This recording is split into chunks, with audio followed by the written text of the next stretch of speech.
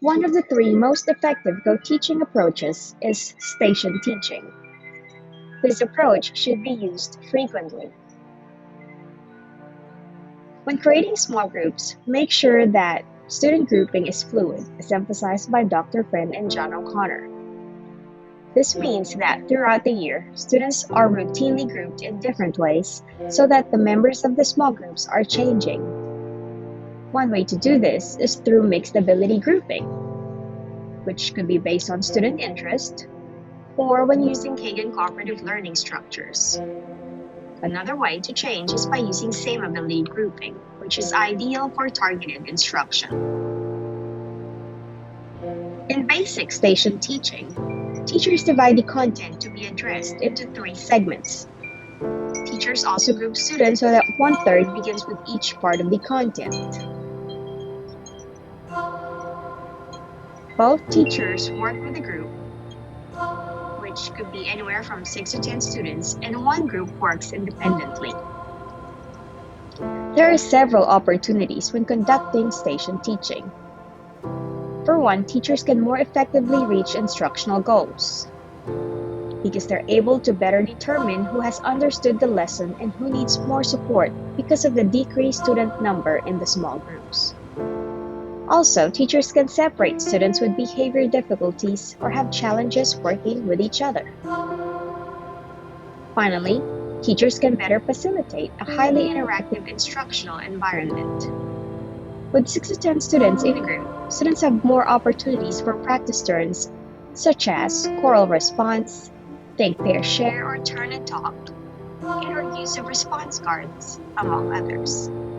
Equally important is that students can receive specific and immediate feedback from the teacher or from each other.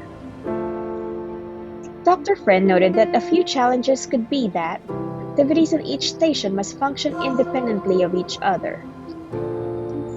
Also, noise level is something both teachers and students need to manage and be accustomed to. Finally, there needs to be attention to timing so that groups are close to finishing at the same time before rotating. In addition to basic station teaching, there are a few variations that could be used. Teachers can change the number of groups to suit the co-teaching situation, meaning there could be more than 3 stations, or less than 3 if needed. We can also consider teachers rotating instead of students, such as during the circumstances during the pandemic, when there are behavior challenges, or because of instructional materials in place. Station teaching can also be used as part of a 2-day lesson plan. On the first day, students get to complete 2 stations, and the other 2 rotations on the second day. Here's an example for elementary, and we'll move on to the middle and high school examples. Only 2 stations are created and teachers rotate to minimize behavior or transferring of materials. If needed, however, teachers could create 4 to 6 rotations where students work independently in each group. This rotation could last for the whole week, with an opening routine on the first day and a wrap-up lesson on the last day. If needed, however, teachers should briefly revisit the expectations for each station in the beginning of each day. The final variation for station teaching is incomplete stations. This is an example for an incomplete station using the same ability or homogeneous grouping.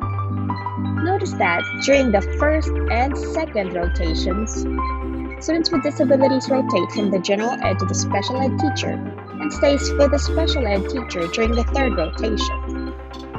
Students on grade level, however, could do 1 station with a special ed teacher, then to an independent station. These students on grade level could continue to have an extended independent practice during the third rotation. Students needing enrichment can start with independent station, then to the general ed teacher, and have more independent work time also during the third station. The general ed teacher can then circulate and provide immediate and specific feedback to the members of both groups who are working independently, while a special ed teacher continues to provide support or specially designed instruction to the students with disabilities. These incomplete stations can be implemented across all grade levels and content areas.